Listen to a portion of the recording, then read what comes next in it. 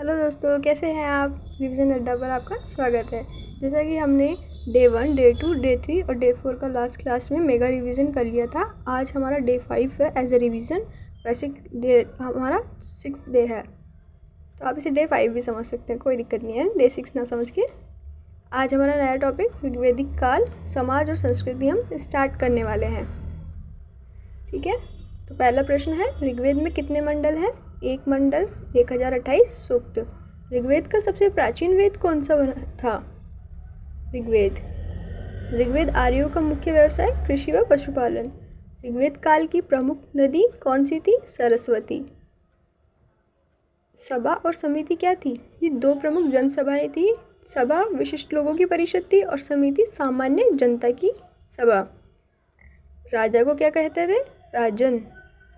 देवता इंद्र, वर्षा, युद्ध और शक्ति के देवता थे ये। अग्नि अग्नि किसका काम करती थी। एंट्रेंस का, यानी कि देव देवता को बुलाने का। वरुण जल नीति व्यवस्था के। सोम में यज्ञों का और ऋग्वेदिक में समाज की सबसे छोटी इकाई कुल व परिषद। परिवार का मुखिया कौन होता था। गृहपति। स्त्रियों की स्थिति सम्मानजनक थी। शिक्षा एवं धार्मिक कार्यों में भाग लेती थी स्त्रियां। बाद में कुरीतियाँ स्टार्ट हुई। बाल विवाह नहीं था, क्या बात है। सती प्रथा कोई प्रमाण नहीं मिला। वर्ण व्यवस्था कर्म आधारित थी। आजकल जो जाति आधारित काम नहीं था वहाँ पहले कर्म से होती थी। 4 वेद थे, ऋग्वेद, सामवेद, यजुर्वेद, अथर्ववेद। सामवेद की विशेषता थी कि उसमें संगीत का जो आधार है ना, भारतीय संगीत का, उसमें सामवेद में मिलता है। यजुर्वेद का विषय था यज्ञ विधि कर्मकांड। अथर्ववेद में जादू टोना चिकित्सा और लोक जीवन और मंत्रों से बारे में। गायत्री मंत्र ऋग्वेद से लिया गया है, उसके तृतीय मंडल से। अब आरएसपी के कुछ फैक्ट देखते हैं। ऋग्वेद सबसे प्राचीन वेद है। इंद्र सर्वाधिक मंत्र समर्पित है इन्हें। सरस्वती नदीतया, सभा प्लस समिति जनसभाएं थी। गार्गी मैत्रेयी विदुषी महिलाएं थी उस टाइम की। गायत्री मंत्र ऋग्वेद में है। अश्वमेध यज्ञ राज के प्रभुत्व के लिए और राजसूय यज्ञ राज्याभिषेक के लिए करवाया जाता था। सामवेद संगीत और उपनिषद वेदांत। उत्तर वैदिक काल का समय था 1000 BC से 600 BC। अहम ब्रह्मास्मि, ये किस में लिखा हुआ है। उपनिषदों में। ऋग्वेद का 9वां मंडल सोम को समर्पित है। पुरोहित था वो सबसे प्रसिद्ध वैदिक ऋषि कौन थे। मुनि वशिष्ठ, मतलब जो पुरोहित के पद पे थे वो, है ना।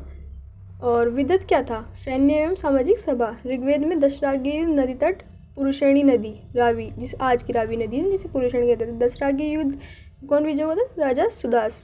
गायत्री मंत्र की रचयिता विश्वामित्र। राजसूय यज्ञ का उद्देश्य था राज्याभिषेक। वाजपेयी यज्ञ शक्ति एवं प्रतिष्ठा के लिए किया जाता था। कौन सा वेद ग्रंथ गद्य व पद्य दोनों में है। यजुर्वेद। और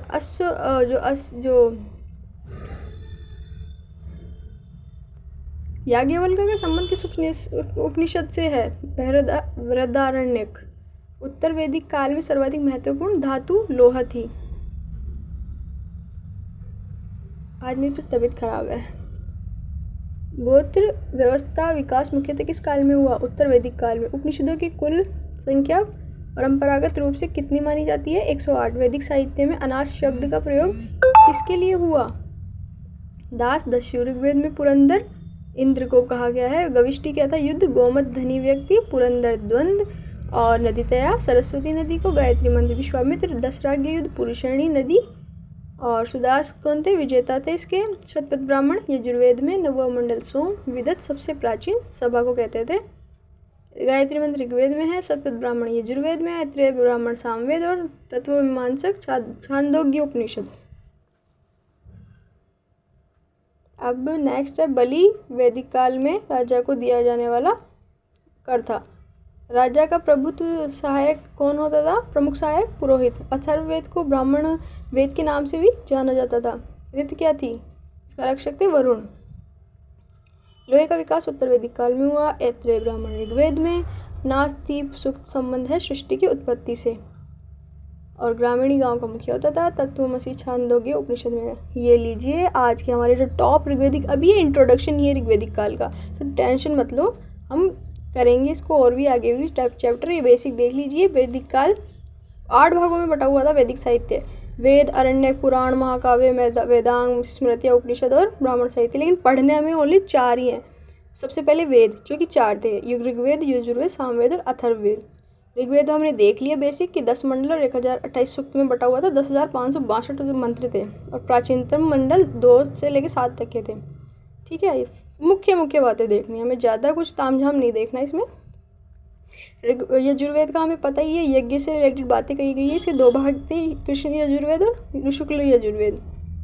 ठीक है, और सामवेद सामगान से था ही, और अथर्ववेद जादू टोनों से, चिकित्सा, कृषि, शिल्प, व्यापार, तंत्र मंत्र आदि से संबंधित थे ये। और जो अथर्वा ऋषि और शिष्य आयरिस के द्वारा इसकी रचना हुई थी। अभी मैंने कुछ बॉक्स में इनको शॉर्ट में लिख दिया है जो कि प्री के लिए फैक्चुअल रूप से हमारे लिए इम्पोर्टेंट है।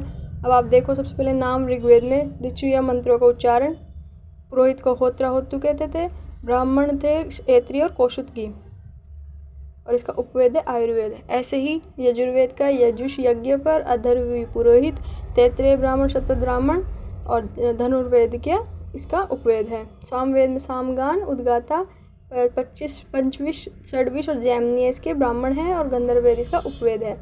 अथर्ववेद में अथर्वा ऋषि रचनाकार होने के कारण ब्राह्मण, और ऐसे करके कंप्लीट हो जाएगा। वैदिक साहित्य में हमने जो 4 भाग बांटे थे उसमें वेद हमने देख ही लिए, ब्राह्मण आगे देखेंगे, आरण्यक देख लिए। उपनिषद का मतलब होता है समीप बैठ के, तो उपनिषदों में सबसे इम्पोर्टेंट है ऐत्रेय उपनिषद और कौशिकी उपनिषद। तो हमने यहाँ पर आज ओनली बेसिक देखा है। मेरी थोड़ी तबीयत ठीक नहीं, इसलिए मुझे थोड़ा इस तरीके से बोलना पड़ा है, इसलिए मैं माफ़ी चाहूँगी। क्लास में बने रहे नेक्स्ट टॉपिक के लिए। Bye, stay tuned, bye.